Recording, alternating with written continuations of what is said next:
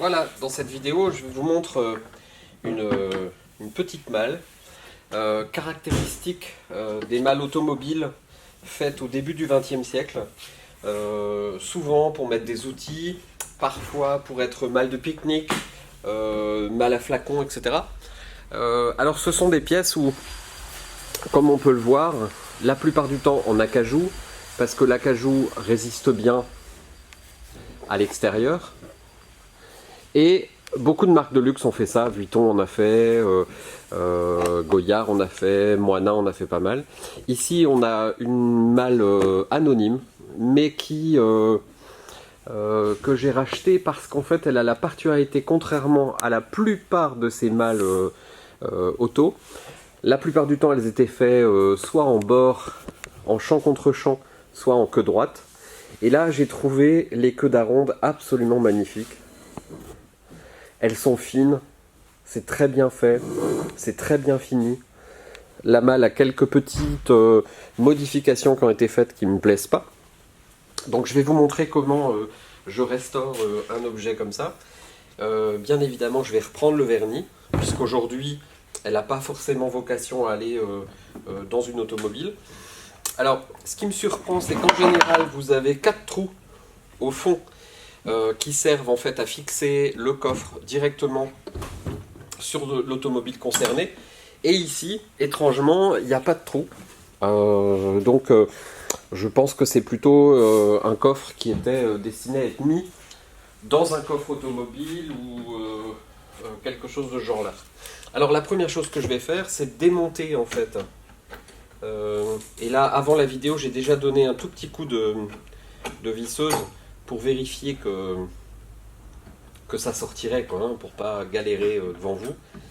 On voit qu'il y a des vis qui sont pas forcément de la même longueur. Je pense que peut-être il y a eu un remplacement.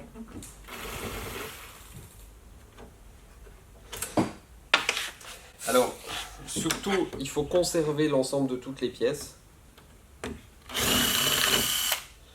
pour être sûr de bien...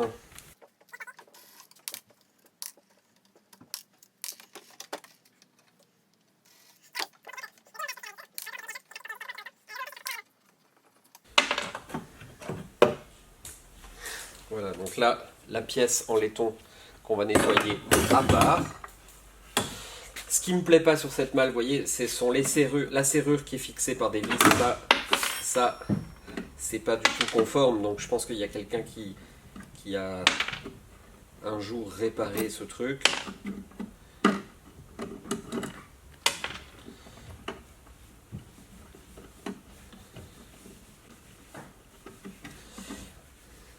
En faisant le démontage, on peut voir en fait assez aisément comment c'était fait.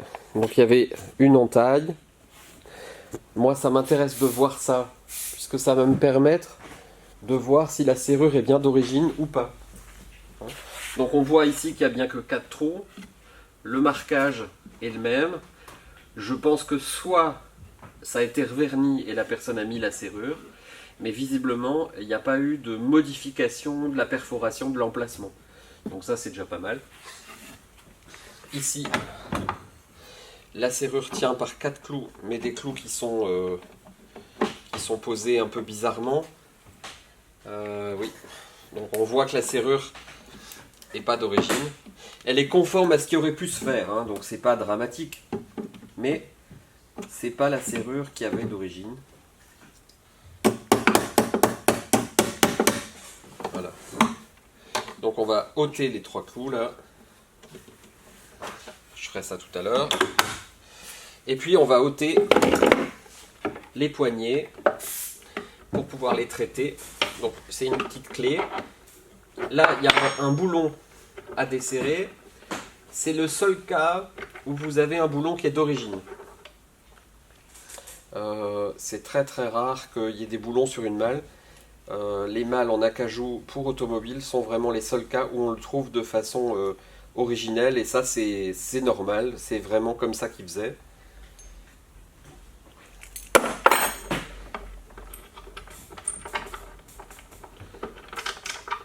Je démonte.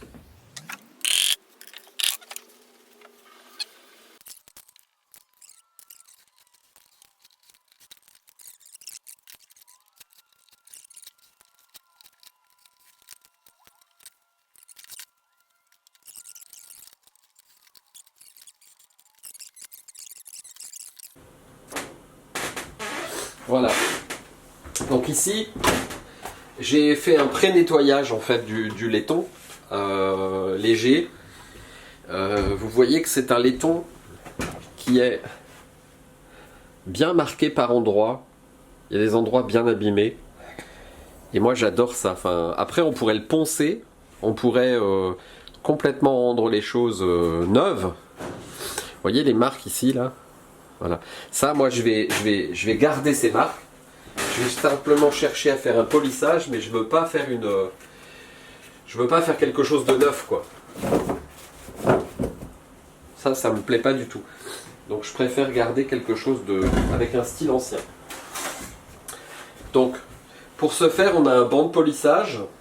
Donc ici, vous allez mettre de la pâte à polir.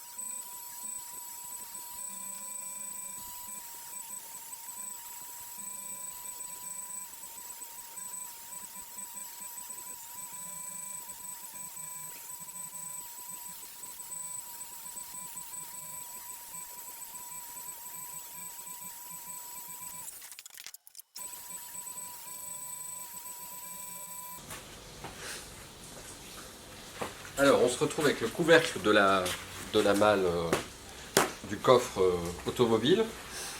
Et la première chose que je cherche à faire, c'est quelle est la nature du vernis qui est posé dessus. Donc pour vérifier si c'est du vernis naturel, du genre de la gomme laque, je prends un peu d'alcool. Je choisis une zone abîmée comme ici. Et je vais passer de l'alcool, nettoyer.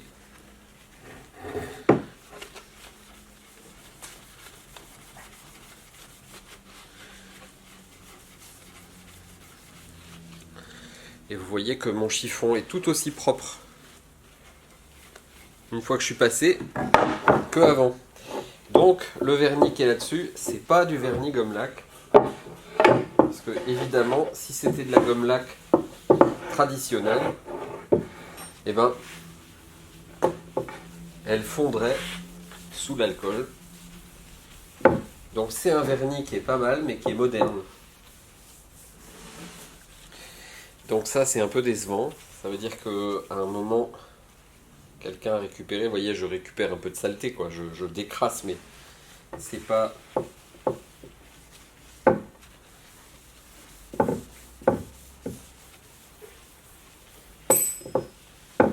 C'est pas un vernis d'origine.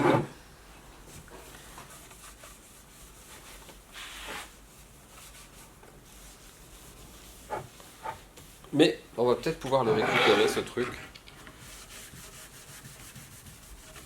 Parce que je le trouve pas mal.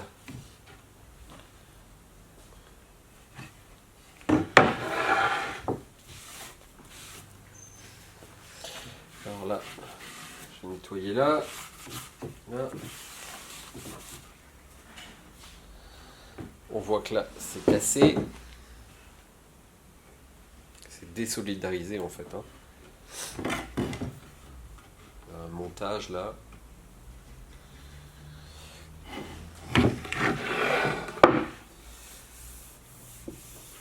Ouais. Ça c'est un vernis contemporain.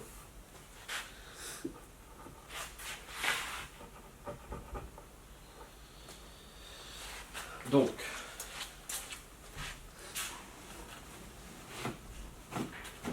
c'est donc un mal pour un bien et plutôt que de laisser les choses telles que, je décide de prendre du décapant liquide et de décaper la totalité de cette malle auto. Alors qu'on pourrait appeler coffre auto, hein, puisque ça a été un coffre à outils ou un coffre de pique-nique ou différents usages sur une automobile. D'ailleurs, comme je le dis dans la vidéo à certains moments, j'ai trouvé les trous qui avaient été bouchés, donc c'est bien un coffre qui allait sur une automobile et qui était fixé sur la carrosserie. Donc je décape la totalité de la malle et du vernis et je nettoie ensuite avec de l'alcool pour enlever les traces de vernis. Puis j'effectue un ponçage très léger avec un peu d'eau, avec un grain 1200. Donc j'ai poncé avant hors caméra un peu avec du 240, très très très très légèrement. Et là, je fais un ponçage en 1200 pour vraiment lisser le plus possible. Alors malheureusement hors caméra, puisque j'ai complètement loupé cette phase, je ne sais pas ce que j'ai foutu. J'ai fait un passage de bouche-port en 2 couches, puis mon petit ponçage en 1200. Et ensuite, j'ai passé un vernis gomme lac, que vous pouvez voir ici. Donc au tampon, traditionnel. Donc c'est une gomme lac qui vient de chez Art et Chimie, qui est toute faite. Hein. Mais vous pouvez l'acheter soit en paillettes et faire votre mélange avec l'alcool, soit l'acheter tout fait. Là j'ai choisi la version toute faite d'un vernis gomme lac dessiré. Donc très, très transparent. Hein. Une fois que l'ensemble de la malle a bien séché, donc le vernis gomme lac se fait en 2 jours à peu près. Et une fois que tout est bien sec et que tout est bien prêt, on peut procéder au remontage de l'ensemble. Donc là, je remonte en fait en premier ce genre de gorge qui permettait en fait à éviter que l'eau puisse rentrer à l'intérieur de la malle malgré la charnière. Donc c'est un genre de gorge qui vient protéger l'intérieur de la malle sur lequel vient se fixer la charnière. C'est assez galère à fixer, faut rentrer à l'intérieur du coffre, c'est pas pratique. Donc une petite lampe à l'intérieur m'aide un peu. Je repolis en fait toutes les vis d'origine pour être sûr d'avoir une qualité des vis similaire à celle du polissage du laiton que j'ai fait. Ici, je vais chercher la pièce principale qui vient, la ceinture qui vient entourer le couvercle. Je me suis aperçu d'ailleurs au moment du montage que j'avais poli la mauvaise face de cette partie-là, donc il a fallu retourner à la polisseuse et repolir l'intérieur de la gorge, cette fois-ci dans le bon sens, puisque j'avais poli l'autre côté. Ici, vous voyez, je polis les vis que je vais fixer. Alors pour polir ça, j'utilise une petite Dremel sans fil, un petit coton et de la pâte à polir de même nature que le reste. Et je tourne avec le doigt la vis de façon à ce que ce soit poli rapidement et tout autour.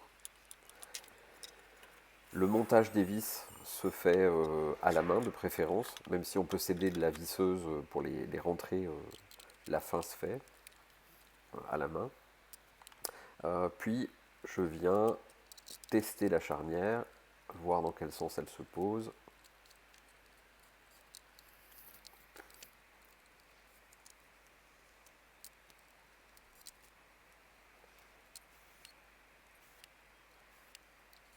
Toujours avec des vis repolies, ou alors des vis neuves.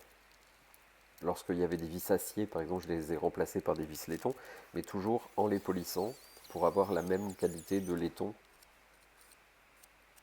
que le polissage qui a été fait.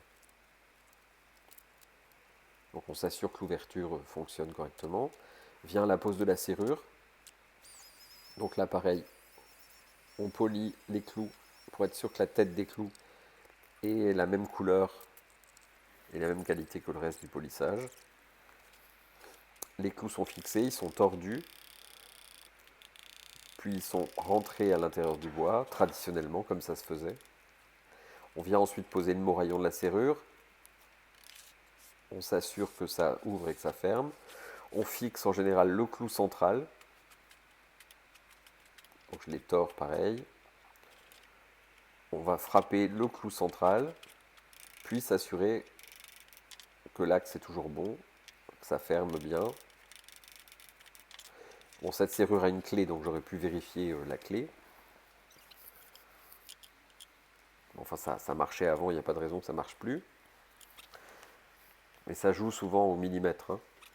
Puis vient la pose des poignets. Donc on repose tout simplement les boulons et les écrous directement sur le petit système de poignets.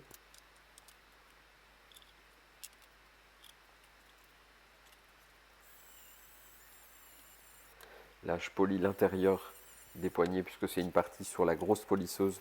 C'est pas toujours évident, ça vous échappe souvent des mains.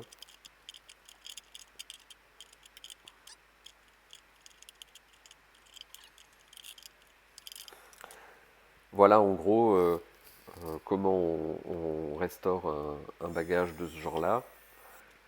Alors c'est des malles que moi j'apprécie et j'affectionne tout particulièrement. Elles ont une patine, elles ont un look très particulier.